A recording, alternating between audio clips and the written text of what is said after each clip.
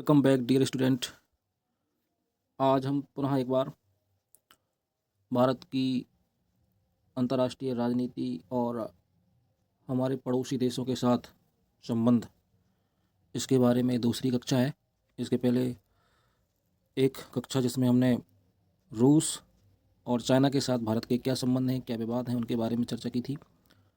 आज हम फिर से जो शेष पड़ोसी राज्य हैं, जिसमें आपका पाकिस्तान, नेपाल, बांग्लादेश और श्रीलंका, इन देशों के जो संबंध हैं भारत के साथ, उनके बीच क्या विवाद हैं, उनके बारे में हम चर्चा करेंगे।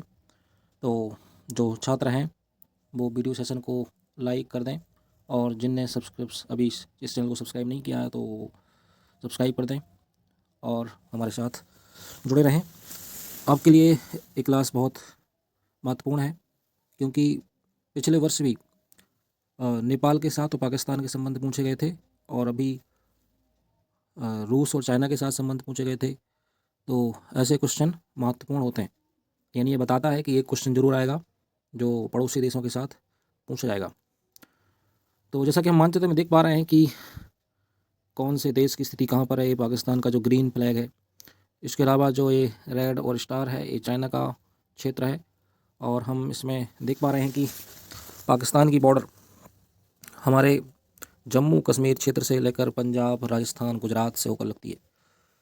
अब जब यहाँ पर सीमा लगती है तो इनके जो संबंध या फिर विवाद के क्षेत्र होंगे, इन्हीं राज्यों के क्षेत्र में होंगे। तो जम्मू कश्मीर और पाकिस्तान के साथ जो भी संघर्ष है 1947 से आज तक बना हुआ है, और यह एक नासूर की तरह है। हमारे सैकड़ों सैनिक वहाँ शहीद होते हैं। इसके अलावा भी ये तो सीमा संबंधी विवाद है। एक जो गुजरात क्षेत्र है, गुजरात क्षेत्र के पास इस अरब सागर क्षेत्र में एक सरक्रीक विवाद है। तो ध्यान रखना है, सरक्रीक विवाद भी पाकिस्तान के साथ है, जो सीमा संबंधी विवाद है। तो हम आगे बढ़ते हैं और देखते हैं क्या है इनके बीच के संबंध और विवाद। तो 1947 में भारत का विभाजन हो गया, पाकिस्तान भारत से अलग हो गया, और मुख्य रूप से जम्मू कश्मीर एक विवादित क्षेत्र बनकर उभरा। इसके बाद आगे यह संघर्ष हुए, जिसमें हम देखें कि युद्ध हुआ 1965 का कश्मीर को लेकर, और फिर हुआ है 1971 में युद्ध, जो इंदिरा गांधी के समय हुआ था, जिसमें बांग्लादेश का निर्माण होता है, जो कि पहले पूर्वी पाकिस्तान हुआ करता था। हम देखें तो ये आपका जो ग्रीन एरिया है, ये वर्तमान का पाकिस्तान है, और ये शुरुआत में जब 1947 में देश का विभाजन हुआ तो ये पाकिस्तान था। इसके अलावा जो ये बांग्लादेश दिख रहा है, ये भी पाकिस्तान का हिस्सा था। लेकिन 1971 में बांग्लादेश एक अलग देश बन गया, यानी वो पाकिस्तान का हिस्सा नहीं रहा। तो ये भी 1971 के युद्ध में हुआ था। इसके बाद 1999 में कारगिल संघर्ष हुआ, और कश्मीर के कारगिल क्षेत्र में, या कारगिल चोटी थी, उस पर एक सैन्य टकराव हुआ। उस समय हमारे देश के प्रधानमंत्री थे स्वर्गीय अटल बिहारी वाजपेयी। और 1965 के युद्ध के समय कौन थे, ये मुझे कमेंट बॉक्स में जरूर बताएं। मैं आपको हिंट दे रहा हूँ, इन्होंने नारा दिया था जय जवान जय किसान। तो मुझे उत्तर जरूर दें। फिर हम अगले पॉइंट पर आते हैं, समझौते और कूटनीति। पाकिस्तान के साथ भारत के कौन से समझौते हैं या कौन सी संधि है। तो 1960 में सिंधु जल बंटवारे संबंधी एक संधि हुई थी, जिसके बारे में हमने विस्तार से चर्चा की थी, आपको ध्यान होगा। सिमला समझौता होता है 1972 में, जो कि 1971 के युद्ध के बाद हुआ था। इसमें 93,000 युद्धबंदियों को, यानी हमने पाकिस्तान के 93,000 सैनिक इस युद्ध में बंदी बना लिए थे सैनिकों को, लेकिन अंतर्राष्ट्रीय कुछ नियम हैं, उनके कारण उनको छोड़ना पड़ा। फिर है लाहौर घोषणा, यानी जो 1999 का युद्ध हुआ, दोनों देशों ने परमाणु हथियारों के जोखिम को कम करने के लिए यह कदम उठाया था, यानी कि हम परमाणु हमले कम करेंगे, या करेंगे नहीं, हो सकेगा तो करेंगे नहीं। फिर है आगे परमाणु शक्तियाँ। तो 1998 में दोनों देश परमाणु शक्ति संपन्न हो गए, और एक नया चेंज आया दोनों देशों के मध्य। फिर आते हैं हम वर्तमान में क्या स्थिति है भारत और पाकिस्तान के मध्य। तो कश्मीर विवाद अभी भी बना हुआ है। हम देखते हैं कि आए दिन वहाँ पर सैनिक झड़पें होती हैं, और LOC के पास अक्सर तनाव का क्षेत्र बना रहता है। लेकिन वर्तमान में और देखते हैं तो सीमा पर आतंकवाद यानी सीमा पार आतंकवाद यानी पाकिस्तान से आतंकवादी घुसपैठ करके कश्मीर क्षेत्र में आते हैं और भारत में कई जगह ऐसे हमको घटनाएं देखने को मिलती हैं, जैसे कि अभी पहलगाम आतंकी हमला हुआ था अप्रैल में, और यह कायराना हरकत थी पाकिस्तान की या आतंकवादियों की, जिसमें कहा गया कि जो भी हिंदू हैं उनको मार दिया गया और ऐसा टारगेट किया गया था। उसके बाद सरकार ने ऑपरेशन सिंदूर चलाया था, तो हमको इसकी जानकारी रखनी चाहिए। इसके अलावा 370 जब अनुच्छेद 370 को 2019 में वर्तमान एनडीए सरकार ने हटाया, तो भी पाकिस्तान को इससे दिक्कत हुई और तनाव बढ़ा दोनों देशों के मध्य। तो ऐसे हमारे क्षेत्रीय विवाद हैं, जिसमें कश्मीर विवाद, मुख्य रूप से सिंधु जल समझौता, सर क्रीक विवाद। इसके अलावा आतंकवादी जो घटनाएं हैं वो मुख्य रूप से हमारे लिए समस्या हैं, जो कि पाकिस्तान बोलते हैं ना कि हम ये बात अटल बिहारी वाजपेयी ने कही थी कि हम अपने मित्र और शत्रु तो बदल सकते हैं, लेकिन हम अपने पड़ोसी को नहीं बदल सकते, क्योंकि पड़ोसी तो वहीं रहेगा ना, उसको उठा के कहीं और नहीं ले जा सकते। इसलिए पड़ोसी के साथ हमको शांति के साथ संबंध अगर हैं तो बेहतर है, नहीं तो वो कुछ ना कुछ गड़बड़ करेगा और समस्या खड़ी करेगा। इसलिए पाकिस्तान एक तो गरीबी स्थिति में जीता है, ऊपर से एक बोल सकते हैं असफल राष्ट्र है, वो सफल कभी नहीं रहा वो। ना तो वहाँ की आर्थिक स्थिति बेहतर है, ना वहाँ की राजनीति बेहतर है, और ना ही वह एक राजनीतिक स्थिरता में रहता है, यानी कि वहाँ पर सरकारें गिरती रहती हैं। और वहाँ के जो राष्ट्रपति बनते हैं, अधिकांश राष्ट्रपति अपने कार्यकाल के तुरंत पश्चात या फिर कार्यकाल के बीच में ही जेल चले जाते हैं, यानी उनको सज़ा हो जाती है किसी न किसी मामले में। तो ये गड़बड़ी है और उसको अपने पैरों पर खड़ा होना चाहिए, ना कि कुछ ऐसे चाइना जैसे देश जो उनको एक बोलते ना कि किसी के कंधे पर बंदूक चलाना, वैसी कहानी होती है। अब हम चर्चा करते हैं अपने पड़ोसी देश, और एक छोटा भाई की तरह रहता है वो, जिसका नाम है नेपाल। नेपाल से हमारे धार्मिक संबंध हैं और हमारे लिए एक बोल सकते हैं ना कि ये बफर जोन का काम करता है, यानी दो देशों के मध्य एक महत्वपूर्ण छोटा देश है। इंडिया और चाइना के बीच में नेपाल हमको दिख रहा होगा। इसके बाद एक डिस्प्यूट क्षेत्र है काला पानी क्षेत्र। तो काला पानी विवाद भारत और नेपाल के मध्य है, इसको हमको देखना पड़ेगा। फिर अभी बिल्कुल हालिया खबर है, बिल्कुल मतलब क्या बोल सकते हैं कि अभी 2 दिन पहले एक 100 रुपये का नोट बनाया है नेपाल ने, और उसमें एक चित्र हम देख रहे हैं जहाँ पर हमारे भारतीय नोट में मुद्रा में यहाँ के महात्मा गांधी जी का चित्र रहता है, वहाँ पर उसने एक चित्र बनाया है। उसमें उसने फिर से विवादित जो भारत के क्षेत्र हैं, लिम्पियाधुरा, काला पानी और एक और क्षेत्र उसने इसमें दिखाया है, जो कि काला पानी, लिपुलेख और लिम्पियाधुरा, ये जो क्षेत्र है ये तीनों भारतीय क्षेत्र हैं, और इसने उसको अपने मानचित्र में दिखा दिया है। यानी कि यह भी उसने हरकत, ऊँची हरकत है। ये छोटे छोटे देश हैं, उछलते कूदते रहते हैं, इनको संभालना पड़ता है, क्योंकि ये हमारे अन्य बड़े बड़े पड़ोसी देशों के बीच हैं, तो इनको कंट्रोल में रखना चाहिए, नहीं तो ये यहाँ वहाँ खिसक सकते हैं और भारत के लिए थोड़ी चिंता हो जाती है। तो हम देखते हैं कि नेपाल के साथ हमारे भौगोलिक, ऐतिहासिक और सांस्कृतिक, धार्मिक और आर्थिक संबंध रहे हैं। और क्योंकि जो हमारे महात्मा बुद्ध हैं, बौद्ध धर्म के संस्थापक, उनका जन्म भी लुम्बिनी नामक क्षेत्र में हुआ था। यहाँ देखिए एक गवर्नर के जो साइन है, यहाँ लुम्बिनी लिखा है, the birth place of Lord Buddha, है ना। तो इसमें लिखा है कि यहाँ पर भगवान बुद्ध का जन्म हुआ था ये लुम्बिनी क्षेत्र में। तो संधि हुई थी नेपाल के बीच, ये क्वेश्चन आया भी था अभी। तो देखिए ना कि जब हम किसी चीज़ को थोड़ा सा अच्छे से पढ़ते हैं तो अन्य क्वेश्चन बन जाते हैं। 1950 की संधि हुई, शांति और मैत्री की संधि थी। तो कब हुई? 1950 में शांति और मैत्री की संधि है, ये भी ध्यान में रखना है। यह संधि लोगों को वस्तुओं की मुक्त आवाजाही और रक्षा एवं व्यापार में सहयोग का आधार है। इनके नेपाल के बीच हमारे पौराणिक संबंध, भगवान राम और सीता जी का जो वैवाहिक संबंध था उससे जुड़ा हुआ है। हिंदू धर्म और बौद्ध धर्म के संबंध में ये दोनों देश आपस में महत्वपूर्ण स्थान रखते हैं, क्योंकि लुम्बिनी महात्मा बुद्ध का जन्म स्थान है। इसके बाद हम आर्थिक एवं व्यापारिक संबंध, यहाँ मैं आपसे थोड़ा सा जनरल अवेयरनेस की चर्चा करना चाहूँगा। महात्मा बुद्ध को क्या कहते हैं? एशिया का प्रकाश पुंज कहते हैं, है ना। Light of Asia, lamp of Asia, Asia महाद्वीप का प्रकाश पुंज है महात्मा बुद्ध। क्योंकि बौद्ध धर्म पूरे एशिया महाद्वीप में अफगानिस्तान से लेकर इंडोनेशिया और अन्य दक्षिण एशियाई देशों में फैला हुआ था। तो ये काफ़ी इंटरेस्टिंग है। आर्थिक एवं व्यापारिक संबंध, तो भारत नेपाल का सबसे बड़ा व्यापार भागीदार और विदेशी निवेश का सबसे बड़ा स्रोत है। बैंकिंग सीमा क्षेत्र, बिजली क्षेत्र, पर्यटन उद्योग, ऐसे उद्योगों में हमारे भारत की कंपनियां वहां पर कुछ न कुछ निवेश करती हैं और हमको वहां से बेनिफिट होता है। ऊर्जा संसाधन, भारत नेपाल के लिए ऊर्जा संसाधनों का एक प्रमुख आपूर्तिकर्ता और पारगमन मार्ग है, यानी हम वहाँ पर बिजली और ऊर्जा संसाधन भेजते हैं। सामरिक और सुरक्षा महत्व, मैंने बताया था ना कि ये बफर स्टेट का काम करता है नेपाल, भारत और चीन के मध्य, यानी दो बड़े देशों के मध्य कोई छोटा देश है अगर, तो उनमें आपस में टकराव नहीं होता है, युद्ध को रोकने में सहायता मिलती है। तो ये बफर स्टेट यानी अवरोधक राष्ट्र, शिवाजी ने आज पूछा था कि अवरोधक क्या है, तो ये मिल गया ना, ये बफर स्टेट का संबंध है, तो ध्यान में रखना है।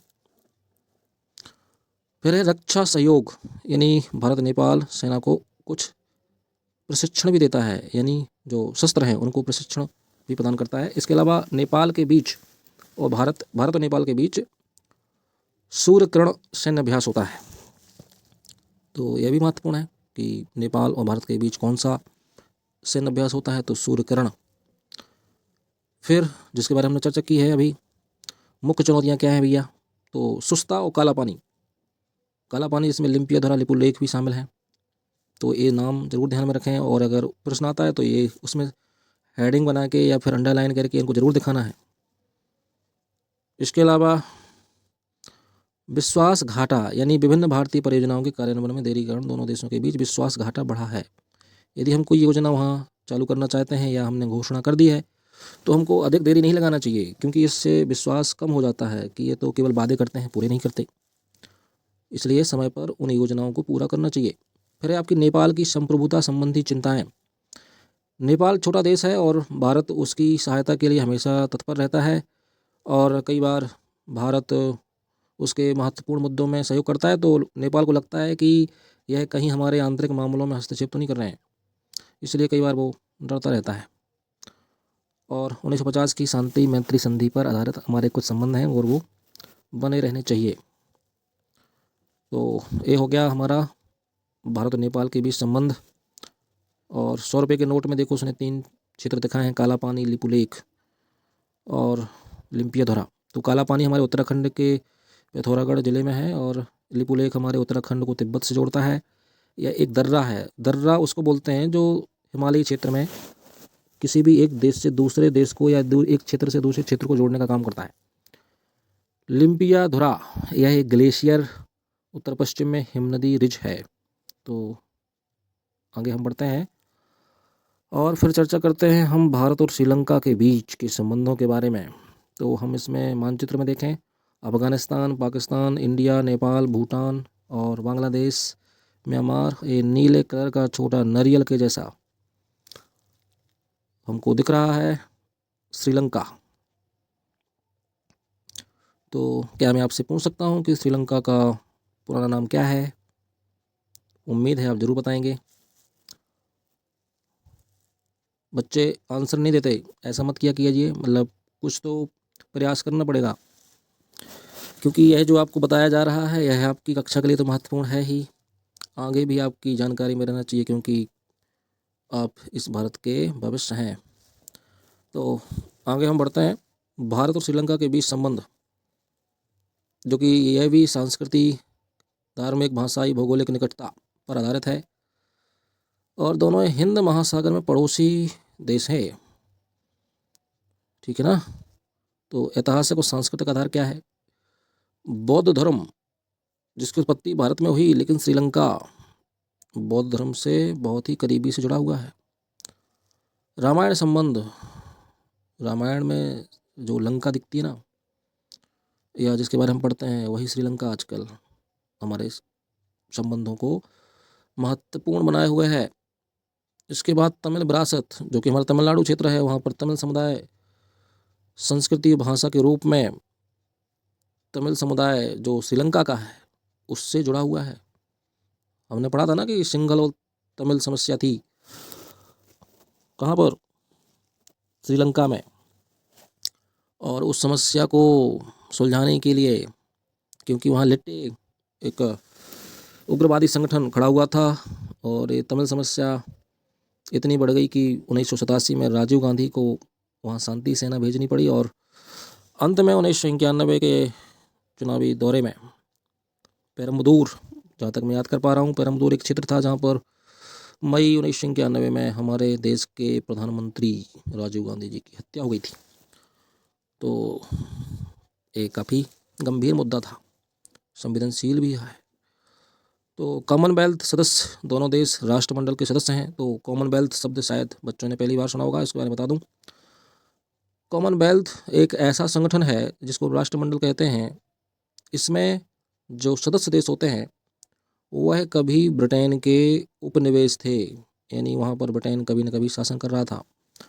तो हमारा भारत और श्रीलंका भी कॉमनवेल्थ के सदस्य हैं। हालांकि कोई अनिवार्य नहीं है कि प्रत्येक सदस्य देश, मतलब प्रत्येक जो उपनिवेश रहा हो ब्रिटेन का, वह सदस्यता ले ही, लेकिन अगर हम कुछ ग्रुपों में हिस्सा लेते हैं या अंतर्राष्ट्रीय स्तर पर संगठनों से जुड़ते हैं तो हमको उसका बेनिफिट मिलता है, इसलिए यह हमारे लिए लाभदायक ही है। आर्थिक एवं व्यापार, तो दोनों देशों के मध्य व्यापार होता है और भारत श्रीलंका मुक्त व्यापार समझौता 2000 में लागू हुआ। इसके अलावा भारत श्रीलंका में इन्वेस्टमेंट भी करता है, पेट्रोलियम, पर्यटन, ये सब करता है। विकास सहयोग, यानी कि एम्बुलेंस सुविधाएं, आवास, बंदरगाह, ये सब भारत सहयोग करता है। भारत ने पड़ोसी पहले की नीति के तहत लगभग 4 बिलियन की सहायता, क्रेडिट लाइन, मुद्रा विनिमय आदि प्रदान की है। यानी कि पैसा दे दिया, भाई तुम विकास करो और जब तुम्हारे पास हो जाए तो तुम दे देना। रक्षा और सुरक्षा, दोनों देशों के मध्य एक युद्धाभ्यास होता है, यानी दोनों देशों की सेनाएं मित्र शक्ति और सिलिनेक्स, देखो श्रीलंका में सिलिनेक्स, श्रीलंका के साथ SLINEX, ऐसे हम याद कर सकते हैं। थोड़ा थोड़ा मैच कर रहा होगा श्रीलंका और सिलिनेक्स। इसके बाद मित्र शक्ति भी है। हिंद महासागर क्षेत्र में समुद्री सुरक्षा सहयोग।